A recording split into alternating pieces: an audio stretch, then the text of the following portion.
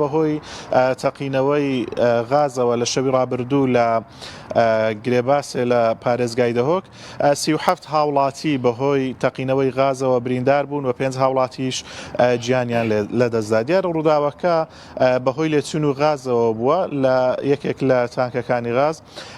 ئەو کارەساتەی کە بە دوای خۆی داهێناوە بەهۆیەوە 5 کەس گیانیان لەدەستداوە بەپێی دوایین ئامار کە دەست ئێمە کەوتووە. ئێستا و نەخۆشخانەی کە ئێمە لین نەخۆشخانی سوتاوە یەکێک لە بریندارەکان لێرە ماوەتەوە کە ڕێژەی 125 جەستەی سۆتاوە، یەکێکی تریان 195 جەستەی سوتاوە بەرە وڵاتی تورکیایان بەڕێکرد و دوو برینداری تریش لە نەخۆشخانەی فریاکەوتنی دهۆک ماونەتەوە، یەکێکیان لە ژێر چاودێری چڕدایە. کۆی بریندارەکان کە تاوەکو ئێستا ماون لە نەخۆشخانە 4 بریندارە.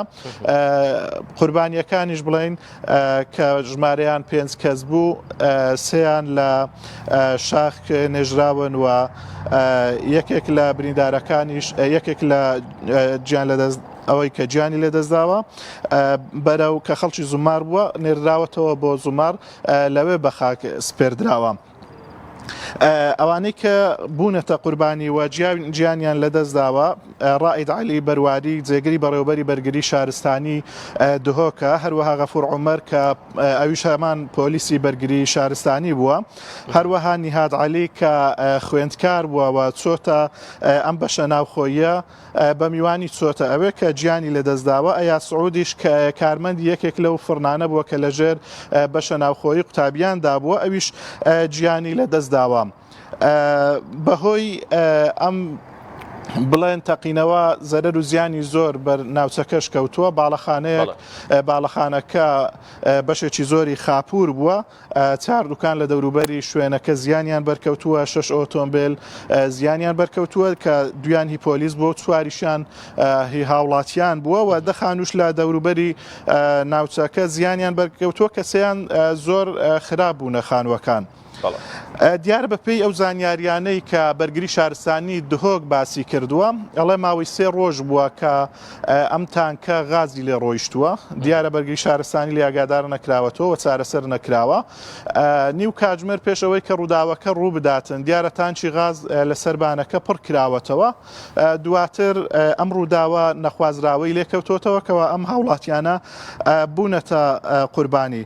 دیارە چەند 3 ڕۆژ بۆنی غاز هەستی پێکراوە بەڵام چارەسەر نەکراوە.